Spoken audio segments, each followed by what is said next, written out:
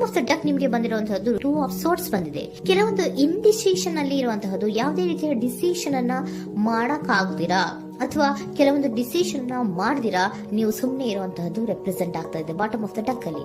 ನಿಮ್ಮ love life ನ ವಿಚಾರದಲ್ಲಿ ರೀಸೆಂಟ್ ಪಾಸ್ಟ್ ನಲ್ಲಿ ಕೆಲವೊಂದು ರೀತಿಯ ಎಂಡಿಂಗ್ ಗಳಾಗಿರುವಂತಹದ್ದು, ಲವ್ ಲೈಫ್ ನ ವಿಚಾರದಲ್ಲಿ ಕೆಲವೊಂದು ರೀತಿಯ ಡಿಸ್ಟರ್ಬೆನ್ಸ್ ಗಳಾಗಿರುವಂತಹದ್ದು, ಅವ್ಯವಸ್ಥೆಗಳಾಗಿರುವಂತಹದ್ದು, ಸಮಾಧಾನ ಇಲ್ಲದೆ ಇರುವಂತಹದ್ದು ರೆಪ್ರೆಸೆಂಟ್ ಆಗ್ತಾ ಇದೆ. ಯಾಕೆ ಅಂದ್ರೆ ಲವ್ ಲೈಫ್ ನ ವಿಚಾರದಲ್ಲಿ ಯಾವುದೇ ರೀತಿಯ ಪಾಸಿಟಿವ್ ಬದಲಾವಣೆಗಳಾಗುತ್ತಾ ಅನ್ನುವಂತಹದ್ದು ನೀವು ಪಾಸ್ಟ್ ನಲ್ಲಿ ನೀವು ನಿಮ್ಮ ಲವ್ ಲೈಫ್ ನಲ್ಲಿ ನೀವು ಆಲೋಚನೆಯನ್ನ ಮಾಡಿದ್ದೀರಿ, ಕೆಲವೊಂದು ಬದಲಾವಣೆಗಳಾಗುವಂತ ಸಾಧ್ಯತೆಗಳಿದೆಯಾ ಅಂತ. ಆದ್ರೆ ಎಂಡಿಂಗ್ ಗಳಾಗಿರುವಂತಹದ್ದು ಯಾವುದೇ ರೀತಿಯ ಸರಿ ಹೋಗ್ಲಿಲ್ಲದೆ ಇರುವಂತಹದ್ದು ರೆಪ್ರೆಸೆಂಟ್ ಆಗ್ತಾ ಇದೆ. ತುಂಬಾ ಆಲೋಚನೆಯನ್ನ ಮಾಡಿರುವಂತಹದ್ದು ನಿಮ್ಮ ಲವ್ ಲೈಫಿನ ವಿಚಾರವಾಗಿ ನಿದ್ರಾಹೀನತೆಗಳಾಗಿದೆ. ಕೆಲವೊಂದು ರೀತಿಯ ಸ್ಟ್ರೆಸ್ಸಿಗೆ ಒಳಗಾಗಿರುವಂತಹದ್ದು ನಿಮ್ಮ ರೀಸೆಂಟ್ ಪಾಸ್ಟಿನಲ್ಲಿ ನಡೆದಿರುವಂತಹದ್ದು. ಲವ್ ಲೈಫಿನ ವಿಚಾರವಾಗಿ ಯಾವುದೇ ರೀತಿಯ ಅಂತ ಸಮಾಧಾನದ ಏನು ನಿಮಗೆ ನಡೆದಿಲ್ಲ. ಆ ಕಾರಣಕ್ಕೆ ನಿಮಗೆ ಕೆಲವೊಂದು ವಿಚಾರಗಳನ್ನ ಡಿಸಿಷನ್ ತಗೊಳ್ಳುವಂತಹದ್ದು, ಡಿಸೈಡ್ ಅನ್ನ ಮಾಡುವಂತಹದ್ದು ನಿಮಗೆ ಕಷ್ಟ ಆಗ್ತಾ ಇರೋದು. ನೀವು ಪ್ರೆಸೆಂಟ್ ಸಿಚುಯೇಷನ್ ಅಲ್ಲಿ ಬರುವಂತಹ ಆಫರ್ಗಳನ್ನ ನೀವು ಏನ್ ಮಾಡ್ತಾ ಇದ್ದೀರಾ ಅಂದ್ರೆ ರಿಜೆಕ್ಟ್ ಮಾಡ್ತಾ ಇದ್ದೀರಾ ಅಥವಾ ಮಿಸ್ ಮಾಡ್ಕೋತಾ ಇದ್ದೀರಾ. ಕೆಲವೊಂದು ಆಪರ್ಚುನಿಟೀಸ್ ಗಳು ಬಂದ್ರೂ ಕೂಡ ಅದರ ಬಗ್ಗೆ ನೀವು ಕರೆಕ್ಟ್ ಆಗಿ ಗಮನವನ್ನ ಕೊಡ್ತಾ ಇಲ್ಲ. ಯಾಕೆ ಕೊಡ್ತಾ ಇಲ್ಲ?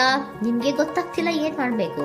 ಅದಕ್ಕೋಸ್ಕರ ನೀವ್ ಏನ್ ಮಾಡ್ತಿದ್ದೀರಾ, ಎಂಡಿಂಗ್ ಆದಂತಹ ಆಫರ್ಗಳಿರ್ಬೋದು ಅಥವಾ ಬೇರೆ ಯಾವುದೇ ಆಫರ್ಗಳಿರ್ಬೋದು ಬಂದ್ರೆ ಅದನ್ನ ನೀವು ಗಮನನೇ ಕೊಡದೇ ಇರುವಂತಹದ್ದು. ಯಾವುದೋ ಕೆಲವು ವಿಚಾರ ನಿಮ್ಮ ಲವ್ ಲೈಫ್ ನ ವಿಚಾರವಾಗಿ ಕೆಲವೊಂದು ರೀತಿಯ ಮತ್ತಷ್ಟು ಮುಟ್ಟೋದು ಅಂದ್ರೆ ರಿವ್ಯಾಲ್ಯೂಯೇಷನ್ ಅನ್ನ ಮಾಡ್ತಾ ಇರುವಂತಹದ್ದು ಪ್ರೆಸೆಂಟ್ ಆಗ್ತಾ ಇದೆ.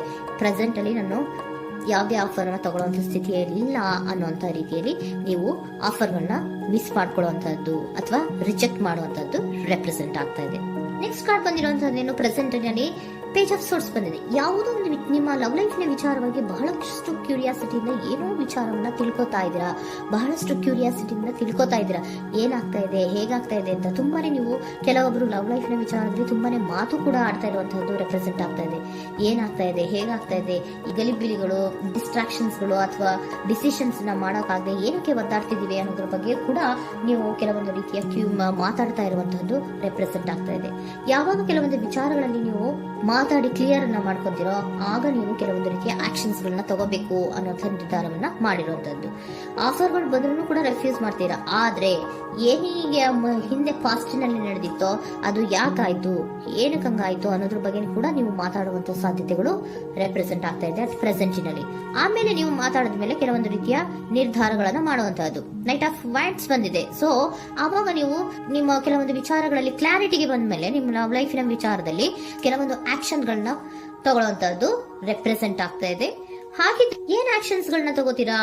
ಈಗ ಕೆಲವೊಂದು ರೀತಿಯ ಆಫರ್ಗಳನ್ನ ನೀವು ಬಂದಂತಹ ಆಫರ್ಗಳನ್ನ ನೀವು ಏನ್ ಮಾಡಿದೀರಾ, ರೆಫ್ಯೂಸ್ ಅನ್ನ ಅಟ್ ಪ್ರೆಸೆಂಟ್ ಅಲ್ಲಿ ಮಾಡಿದ್ದೀರಾ. ಈಗಲೂ ಕೂಡ ನೀವು ಬಂದಂತಹ ಆಫರ್ ಅನ್ನ ನೀವೇನ್ ಮಾಡ್ತೀರಾ, ರೆಫ್ಯೂಸ್ ಅನ್ನ ಮಾಡ್ತೀರಾ ಅಥವಾ ರಿಜೆಕ್ಟ್ ಅನ್ನ ಮಾಡ್ತೀರಾ. ಯಾಕೆ? ಸೆಕೆಂಡ್ ಕಾರ್ಡ್ ನಿಮ್ಗೆ ಇಮಿಡಿಯೇಟ್ ಫ್ಯೂಚರ್ ನಲ್ಲಿ ಸೆಕೆಂಡ್ ಕಾರ್ಡ್ ಬಂದಿರೋದು ಯಾವುದು, ಹಾರ್ಮೆಟ್ ಕಾರ್ಡ್ ಬಂದಿದೆ. ಸೊ ಲೋನ್ಲಿನೆಸ್ ಅನ್ನ ರೆಪ್ರೆಸೆಂಟ್ ಮಾಡುತ್ತೆ. ಯಾಕೆ ಲೋನ್ಲಿನೆಸ್ ಅನ್ನ ರೆಪ್ರೆಸೆಂಟ್ ಮಾಡುತ್ತೆ? ಬೇಡಪ್ಪ, ಈ ಜಗ್ಲಿಂಗ್ ಗಳೇ ಬೇಡ. ತುಂಬಾ ಜಗ್ಲಿಂಗ್ ಇದೆ ನಿಮ್ಮ ಲವ್ ಲೈಫ್ ನ ವಿಚಾರದಲ್ಲಿ. ಕೆಲವೊಬ್ಬರಿಗೆ ತುಂಬಾ ಜಗ್ಲಿಂಗ್ ಇದೆ. ಯಾವಾಗ್ಲೂ ಬ್ಯಾಲೆನ್ಸ್ ಅನ್ನ ಮಾಡ್ತಾ ಇರ್ಬೇಕು. ಈ ಕಡೆಗೆ ಹೇಳಿದ್ರೆ ಆ ಕಡೆಗೆ ಹೋಗುತ್ತೆ, ಆ ಕಡೆಗೆ ಹೇಳಿದ್ರೆ ಈ ಕಡೆಗೆ ಬರುತ್ತೆ. ಯಾವ ಕಡೆ ಅಂತ ಮಾಡೋದು ಅನ್ನುವಂತಹ ಆಲೋಚನೆಯನ್ನ ಮಾಡ್ತಾ ಇರುವಂತದ್ದು. ಸದ್ಯಕ್ಕೆ ಯಾವುದೇ ಆಫರ್ ಬೇಡ, ಸ್ವಲ್ಪ ಒಂಟಿಯಾಗಿರೋಣ ಅಂತ ನೀವು ಆಲೋಚನೆಯನ್ನ ಮಾಡ್ತಾ ಇರುವಂತದ್ದು ರೆಪ್ರೆಸೆಂಟ್ ಆಗ್ತಾ ಇದೆ. ಮತ್ತೆ ಕೆಲವೊಬ್ಬರಿಗೆ ಕೆಲವೊಂದು ರೀತಿಯ ಕ್ಯೂರಿಯಾಸಿಟಿಯಿಂದ ಏನಾಗ್ತಾ ಇದೆ ಅಂತ ವಿಷಯಗಳನ್ನ ತಿಳ್ಕೊಂಡ್ಮೇಲೆ ಕೆಲವೊಂದು ಆಕ್ಷನ್ಸ್ ಗಳನ್ನ ತಗೊಳ್ಳುವಂತದ್ದು ಕೂಡ ರೆಪ್ರೆಸೆಂಟ್ ಆಗ್ತಾ ಇದೆ. ಯಾವುದೇ ರೀತಿಯ ಭಯ ಇಲ್ಲದೆ ವಿಷಯಗಳನ್ನ ತಿಳ್ಕೊಂಡು ನೀವು ಆಫರ್ಗಳನ್ನ ಅಟ್ ಪ್ರೆಸೆಂಟ್ ಅಲ್ಲಿ ರೆಫ್ಯೂಸ್ ಮಾಡೋ ಸಾಧ್ಯತೆಗಳು ಕೂಡ ಕೆಲವೊಬ್ಬರಿಗೆ ರೆಪ್ರೆಸೆಂಟ್ ಆಗ್ತದೆ. ಯಾಕೆ ಆಫರ್ಗಳನ್ನ ರೆಫ್ಯೂಸ್ ಮಾಡ್ತೀರಾ? ನಿಮ್ಮ ಲವ್ ಲೈಫ್ ನ ವಿಚಾರದಲ್ಲಿ ಬರೀ ಜಗ್ಲಿಂಗ್, ತುಂಬಾ ಬ್ಯಾಲೆನ್ಸ್ ಅನ್ನ ಮಾಡ್ಬೇಕು.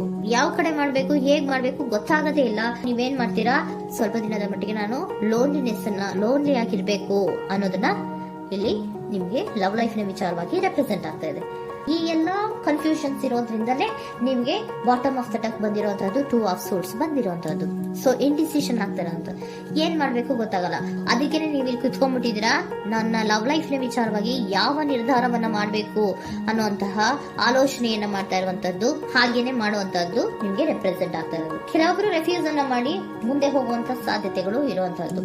ಮತ್ತೆ ಕೆಲವೊಬ್ರು ಆಫರ್ಗಳನ್ನು ಬರುವಂತದನ್ನ ಬ್ಯಾಲೆನ್ಸ್ ಅನ್ನ ಮಾಡಬೇಕು, ಜಗ್ಲಿಂಗ್ ಅನ್ನ ಮಾಡಬೇಕು, ಸದ್ಯದ ಮಟ್ಟಿಗೆ ಒಂಟಿಯಾಗಿ ಇರೋಣ ಅಂತ ಆಲೋಚನೆಯನ್ನ ಮಾಡ್ತಾ ಇರುವಂತದ್ದು ರೆಪ್ರೆಸೆಂಟ್ ಆಗ್ತಾ ಇದೆ.